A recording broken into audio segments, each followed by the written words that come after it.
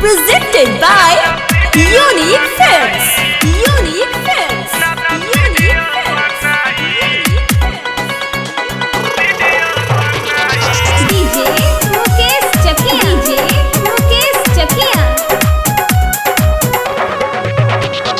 TikTok पे video बनावेले रोजाना, चढ़ल जवानी के देखावेले खजाना। हाय हाय नया नया वीडियो बनावेले रोजाना, गदहरल जवानी के देखावेले खजाना। भारत सरकार दिहल बैन लगाई, आए हाय भारत सरकार